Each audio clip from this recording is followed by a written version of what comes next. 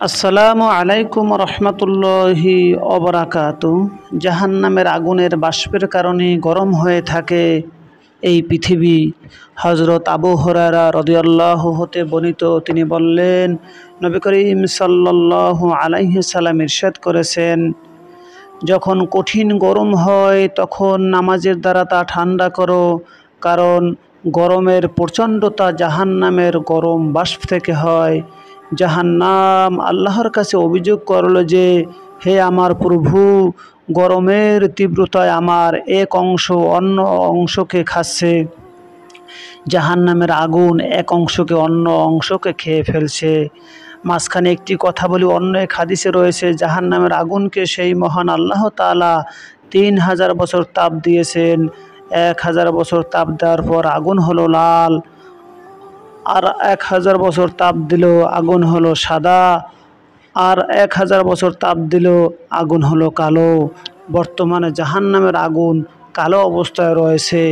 পৃথিবীর মধ্যে জাহান্নামের আগুন ৬৯ ভাগ তাপ রয়েছে, পৃথিবীতে শুধু ১ ভাগ রয়েছে, ৭০ ভাগের ১ ভাগ পৃথিবীতে তাপমাত্রা রয়েছে। এরপর আল্লাহ তাআলা তাকে বছরে ২ বার শ্বাস প্রশ্বাসের অনুমতি দিলেন, একটি ঠান্ডাকালে আর অন্যটি হলো গরমকালে। তোমরা গরমের সময় যে কঠিন গরম অনুভব করো তা এই শ্বাস ত্যাগের কারণে, আর শীতকালে যে কঠিন শীত অনুভব করো তাও সে শ্বাস ত্যাগের কারণে। উক্ত হাদিসটি বুখারী শরীফের মধ্যে উল্লেখ রয়েছে।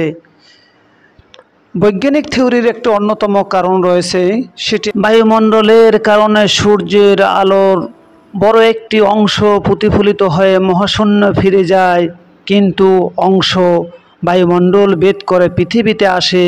এতে পৃথিবী, মাটি, নদী, গাছ ইত্যাদি তাপ গ্রহণ করে গরম হয়।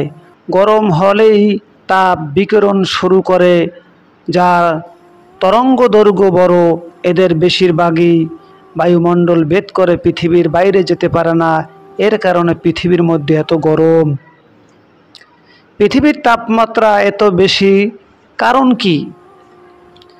পৃথিবীর তাপমাত্রা বৃদ্ধির প্রধান কারণ হলো মানুষের কার্যকলাপের ফলে নির্গত গ্রিনহাউস গ্যাস। এই গ্যাসগুলি সূর্যের তাপকে পৃথিবীর বায়ুমণ্ডলে আটকে রাখে, যার ফলে তাপমাত্রা বৃদ্ধি পায়। জীবাশ্ম জ্বালানি পোড়ানোর ফলে বায়ুমণ্ডলে গ্রিনহাউস গ্যাসের নির্গমন বৃদ্ধি পায়। এর কারণে পৃথিবীর এত তাপমাত্রা।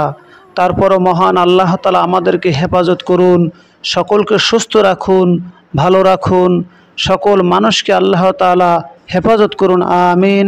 আসসালামু আলাইকুম রহমতুল্লাহি ওয়া বারাকাতুহু।